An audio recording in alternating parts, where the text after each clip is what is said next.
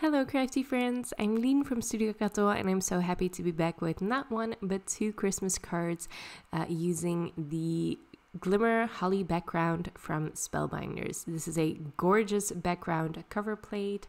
You can see it here, it's absolutely stunning. I foiled it in polished brass hot foil and now I'm going to color it in with my markers, and you can see that I foiled it onto colored cardstock. Now, when I color uncolored cardstock, I always test out my marker combinations before I start on the actual piece, because the colors of the markers will still show the cardstock color through them, so the cardstock color might affect how the markers look.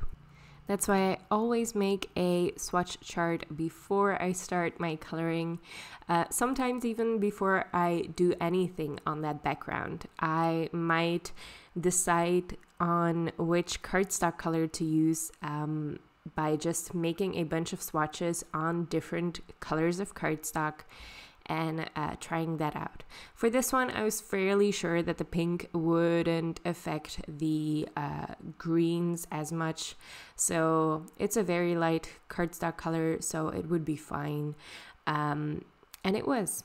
But there's another important reason why you should swatch your markers before starting to color on a different cardstock than usual. I think we all have our preferred marker cardstock, just like we have a preferred watercolor cardstock. Mediums just behave differently on each different paper. So to make sure you know what to expect when you're coloring, make a swatch chart just to see how the markers behave on that different type of paper. For me, for example, this pink cardstock from, I think it's from the Stamp Market, and the markers bleed a little bit on this. So I kept that in mind while coloring. I didn't color too far to the edges. Although the foil does stop the bleeding, but this hot foil plate, if you look very closely, not all of the lines are closed. So keeping those open lines in mind, I definitely didn't go as far with my marker as the actual line. The color bled a little bit farther than I put it down, so I kept that in mind while coloring, and that helped me complete this background. And this tip isn't just for markers. Like I mentioned, watercolor behaves differently on different kinds of cardstock as well. Most mediums do. So if you're trying out a new combination of paper and medium, test it out before you make a card, and it's going to save you a lot of frustration. And that's also a good excuse to keep all of your cardstock scraps, because those scraps are perfect for those little test runs.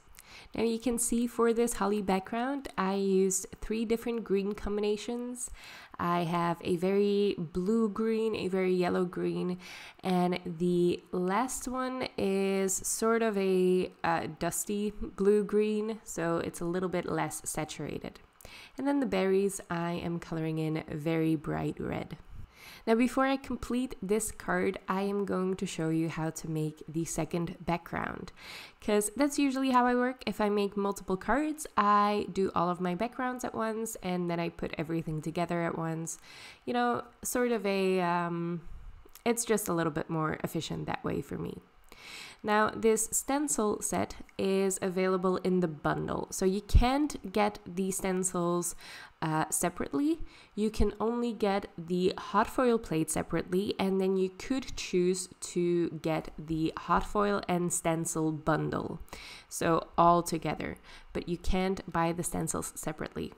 I really like these stencils because they're a little bit unique. They don't color everything. There's 4 stencil layers, I believe, and that does leave some of the leaves or some of the greenery white. And it also has some gaps in the leaves that you do color in. So you'll see it when I peel the stencil up, that not the entire leaf is colored. There are some white spaces in the leaves that I ink blended. And I really like that look. And it's not a look that I could achieve while coloring, because it's just a lot easier for me to color the entire thing. But yeah, I am using the Concord 9th inks today. I mostly use those because I really love the way they blend. They are so easy to blend. But I am also using those teeny tiny ink blending brushes. The brand doesn't really matter because it's the same across all brands that carry these tiny blending brushes. I can't work with them. I am really struggling.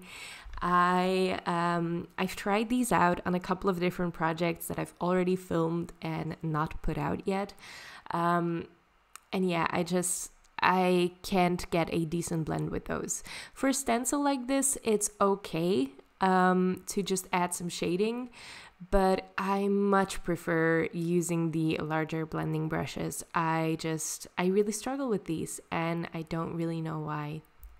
They can be very handy for stencils because here I don't have to mask anything off. I can just blend really tiny portions of the leaves in a darker shade, and that's very handy, obviously, but I honestly would rather go through the trouble of masking probably than going in with these tiny blending brushes.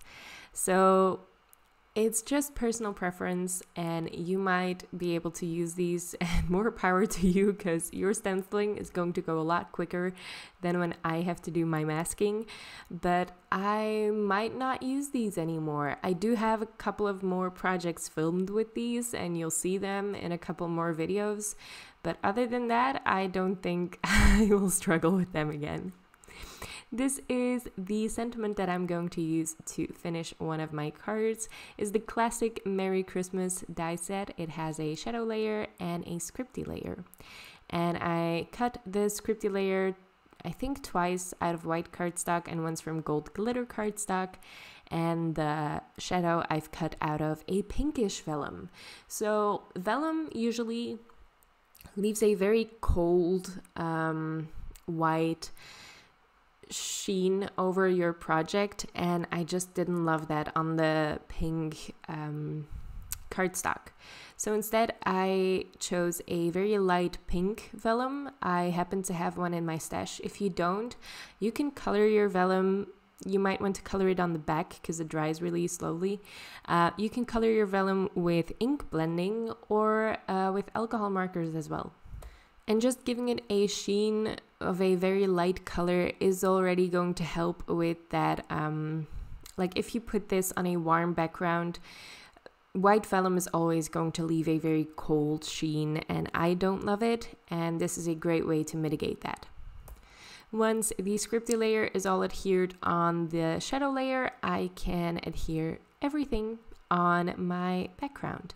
And I just put glue under the scripty letters, so it's not going to show through the vellum.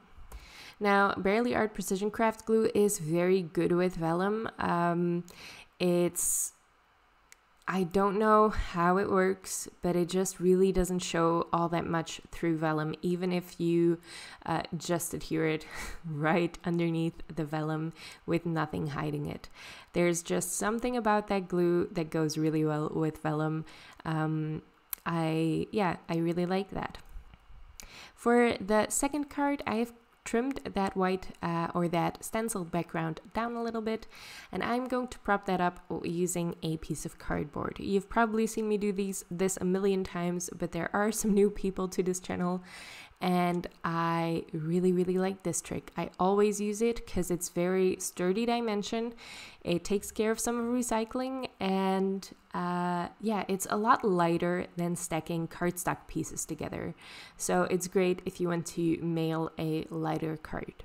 For this card, I am just going to stick to a fun sentiment strip, and this is from the Make It Merry sentiments. It comes with 3 die-cut sentiments, and you can either cut them out just straight out of your panel, or you can use the coordinating banner die as well to cut out the full sentiment banner.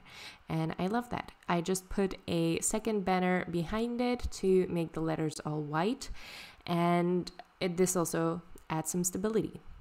Now, another trick to add dimension is to put your foam tape on a piece of baking paper, and that way you can trim it into really tiny pieces.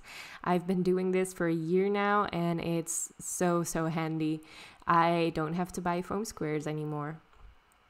So I just prop that up on some foam tape, and that's that. I am going to finish this off with some matte gold pearls from Pink Fresh Studio. These are really gorgeous embellishments, especially for the holidays. I feel like we use a lot of gold. And yeah, this is just a little bit more subtle, and it's also a very warm gold, so it goes with that polished brass hot foil really well as well. So these are my 2 finished cards. I hope you like them.